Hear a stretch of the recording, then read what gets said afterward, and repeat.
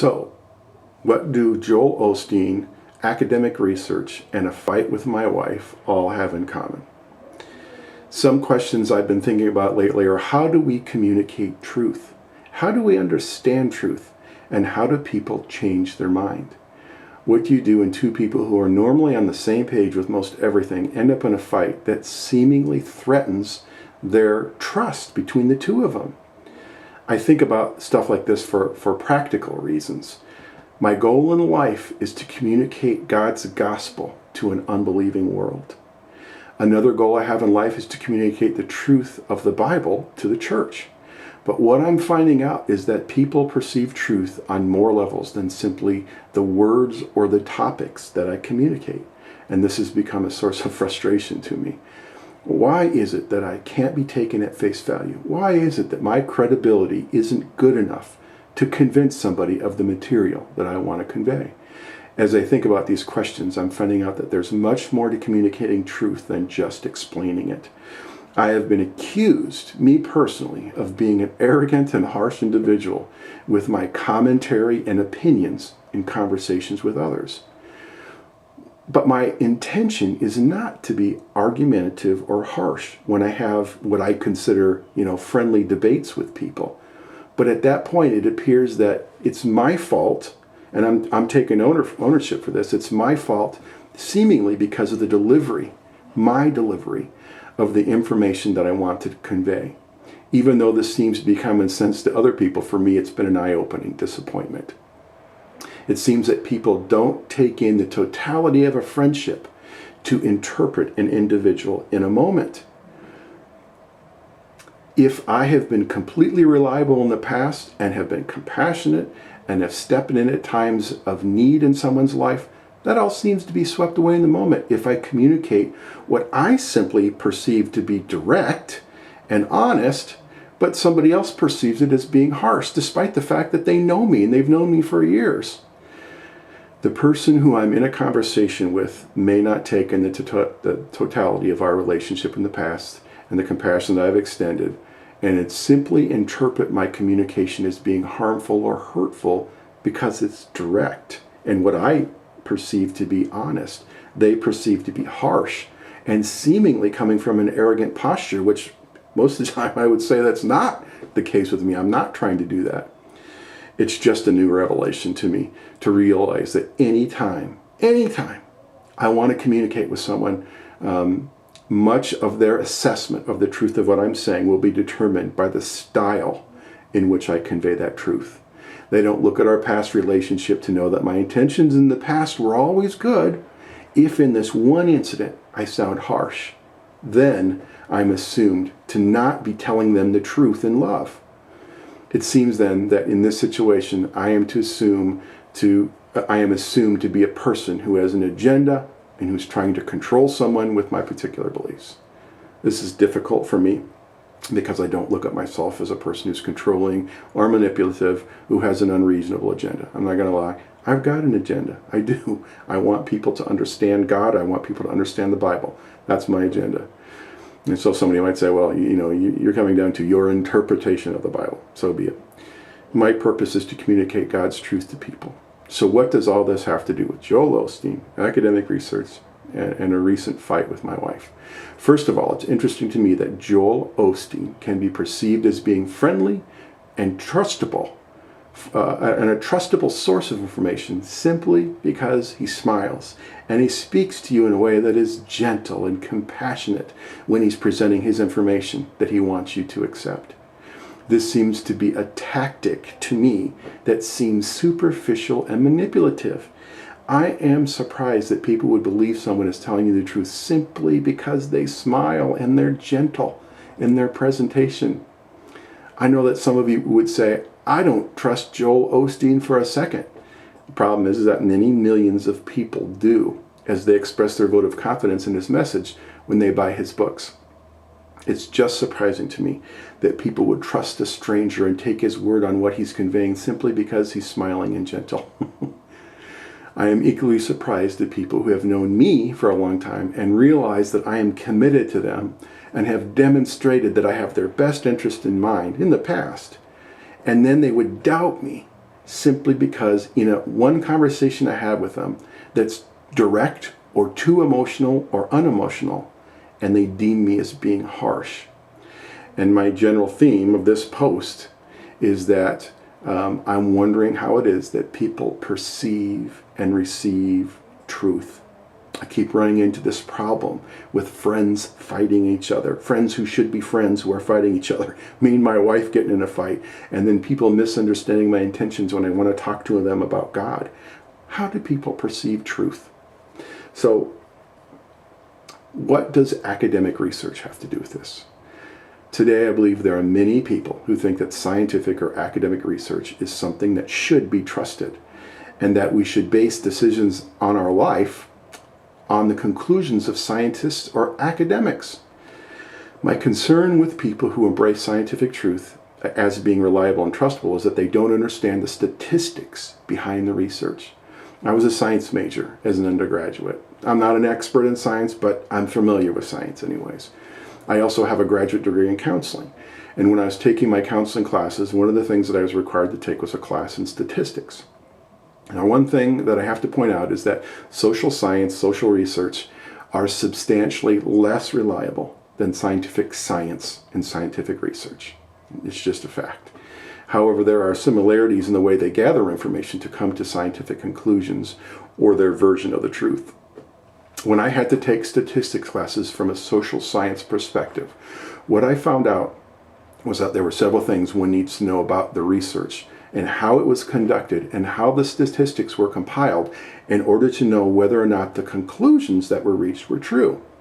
In a social science research project, the first thing you have to do when looking at statistics is to look at what research model the researcher chose to gather the information. If you don't choose the right model, you're not going to end up with reliable or valid research. The next thing about social sciences that one needs to know is the statistics have to be evaluated from these two things I just mentioned, reliability and validity. And if these components of a study are not at a high enough level, they are considered to have invalidated or made the research seem less reliable, less compelling. And you might think that reliability and validity are similar sounding terms and they might mean the same thing, but that's not the case. Reliability means that if you conduct this research over and over again, will you get the same result over and over again? If the research was conducted in an unreliable way, then the research will come to a conclusion that says one thing one time they conduct the research, and then they'll try it again, and then the research will say another thing. In that instance, it said that the research that you're proposing or the model or the assumption that you came to is wrong because it's not giving you a reliable, a consistent result. So if the social scientist is trying to determine what enhances communication in a couple who are about to divorce, and in one attempt they find a particular approach that works, and then they repeat the research again, they find it doesn't work, then this shows that this particular research isn't reliable. And statistics have a way to determine how confident they are in this component called reliability. And it's measured on a scale of 0 to 100. And obviously, the higher you go on that scale, the more reliable it is. The next component of social research that seems like it's talking about reliability, but it's not, is called validity.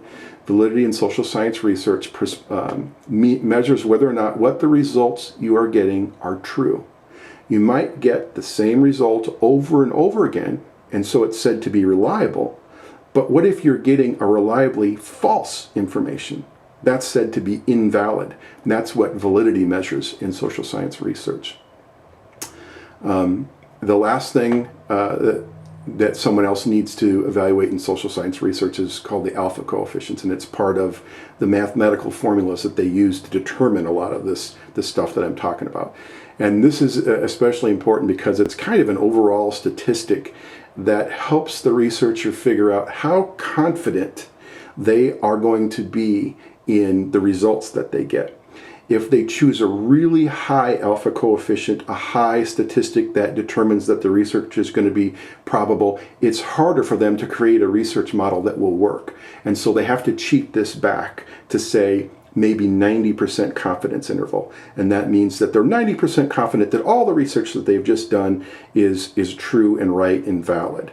So the higher you go, the better. So if you don't look at the alpha coefficient in a social science research, and you don't know what that is, if they selected 70%, then their whole study is kind of invalidated, because 70% is not very high. So I say all of this concerning social science research because there's so much social science research out there that people believe, they think it's true, when they don't know how to actually read the published study to look for these things that I just told you about. And if you don't know these particular things about how to evaluate social science research, then you might assume that if someone publishes a paper and you don't know these particular statistics, that you might believe it's true, when in fact is their whole study has been invalidated, because any one of these things might be wrong. The research model, the reliability may be off, the validity may be off, or the alpha coefficient that they chose may have been too low. If you don't know this stuff, you're just going to hear it on the Today Show and say, oh, this is true, the Today Show reported it, when in fact is, if you don't dig into the research, you're not going to really know what's true. And this is why research is peer evaluated and peer reviewed in publications, because experts in the field know how to evaluate these kind of things, and they know how to look in studies to see if people are cheating or if the results they got really aren't all that confident. But the Today Show doesn't have to access the entire report, and they don't have to present these kind of statistics to you. So when they give you some research, they just say it's true because it was published in some journal.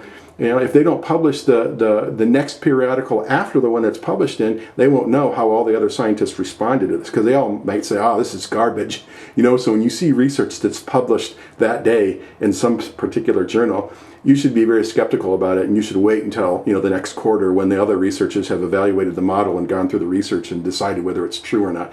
Same day research, same day publication probably isn't the best idea. So this is another reason why I'm investigating what people know to be true and how they go about finding truth, because I personally have been frustrated with science and its ability to convey truth. And sometimes it's not accurately understood by the people who hear the findings. They just think it's true. So I'm a little bit more skeptical about science presenting claims of truth, specifically social science. I also mentioned that Joel Osteen and academic research have something in common with a fight that I had with my wife. And so I'll get to that. This is the reason that this whole topic is important to me, because I'm trying to figure out how to communicate with people better. You know, in this particular instance, my wife.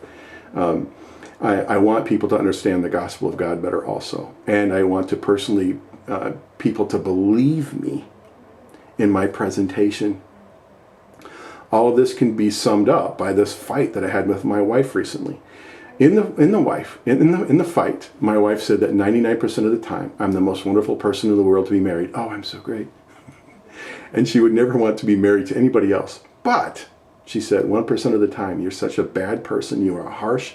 You are unaccepting of me. You don't value me. You don't think my opinions hold any weight. She said, in those 1% of the times, I'm not sure the rest of the 99% of the times are even worth it. And I just didn't understand the logic behind what she was saying. So I had to really think through our fight and think through her comments to see what she was saying that I was missing in the conversation, and what it was that I needed to do to explain to her in a way that both of us could understand each other and understand the truth of what I was saying, and then determine if she's actually understanding the truth, perceiving the truth, and receiving the truth that I'm actually trying to communicate with her. So that's where this is all coming from. What I wanted to tell her was that if 99% of the time, according to her own words, I'm a good person, I'm trustable, and I've shown myself in the past to be reliable, and I've shown her that I have her best interests at heart, then why, in the 1% of the time when there was either an emotional communication or what she considered harsh communication between the two of us, you know, that's initiated by me, why is it that she would invalidate the rest of 99% of the time? Why wouldn't that 99% of the time, when I'm the most wonderful guy in the world, why wouldn't that have some play in the situation where she's misperceiving me or thinking I'm harsh or unaccepting her? Why is it that I can't have some grace or some credibility based on the 99%? Why in the 1% of the time does she say, you're this awful person who doesn't accept me, and therefore I don't believe what you're saying? Why is that? I didn't understand that. That didn't make sense to me.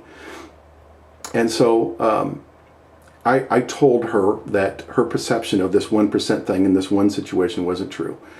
And even if I was directed to the point and seemingly harsh from her perspective, it didn't mean that I devalued her as a person, nor did I think that she didn't have opinions that weren't worth listening to. I simply hoped that I could communicate with her in a way that was just straightforward and not necessarily imposing on me the Joel Osteen standard to convince her that I had to smile and be gentle. You know me, you know the 99% of me. Can't I just be straightforward in this situation? And then I still did love her completely and had her best interest in mind. And I did value her as a person. And her response was that if I had talked to her like I was Joel Osteen, she would have believed me. To me, this is so difficult. It seems that to win a debate, to convince somebody of truth, or to simply be heard with credibility, you have to have a presentation in your style that's acceptable to the person receiving your communication. Style wins debates? Style conveys truth? I don't get it. I don't understand that. It's not that hard to do, but that seems fake and manipulative if you ask me. And you might say, well, duh, that's obvious. A pleasant, polite person is going to have much more ability to persuade somebody than a rude, harsh, confrontational person. Yeah, all right, fair enough. But why should I have to say that in a personally compelling way, in a stylistic manner that's acceptable to her, just to convince her that what I'm about to say is true? Why can't the truth just stand on its own, despite whether my presentation is good or bad or received as good or bad? Why doesn't the truth stand on its own? Well, I realize I can't fight this. It is what it is, and people are what they are, and they interpret people initially through body language and tone more than the content of what they're saying. That's why communicating through text is so difficult, unless you're a gifted writer, because people don't have all the other external clues to be able to interpret whether or not they believe you, or like you, or accept your content that you're trying to convey. So even though what this does come down to is that I need to learn to be, more socially acceptable in all situations, to be like Joel Osteen in my stylistic presentation, okay? I get that. But what this is forcing me to do also, because the side that I value more is the logic side, it's making me study a subject called epistemology. And that's a philosophical approach to explaining how we know what we know. Because even though I realize I'm going to have to be Joel Osteen to communicate with people, to convince them, I'm going to have to be nice, going to have to smile, going to have to be pleasant. And when I debate somebody, it's going to have to be in a way that they don't perceive as me devaluating their opinion. I get all that now, right? I'm learning. I'm catching on to this. The fact is that that's garbage. That's not truth. That's like just being given the key to unlock the door to get into the house. And then once you get in the house, then you have to know how to convey truth after that. So gentleness, politeness, and smiling and not being overly confrontational, yes, okay, that gets you into the door to somebody to be able to convince them what's true. But I still want to know, how do people know what is true? So that's where I'm studying this topic called epistemology. And this is much more of an interesting topic. And I'm learning way more about communicating truth and challenging other people's perspective of truth using epistemology than I am using scientific research or Joel Osteen's approach. But the reality is that most people won't even listen to me until I get to the point where they trust me based on being a Joel Osteen level of person that smiles and expresses genuine care through my tone and my facial expressions. That's what I have to do, apparently. So, thank you for listening. I appreciate it. But I shouldn't have had to have said that.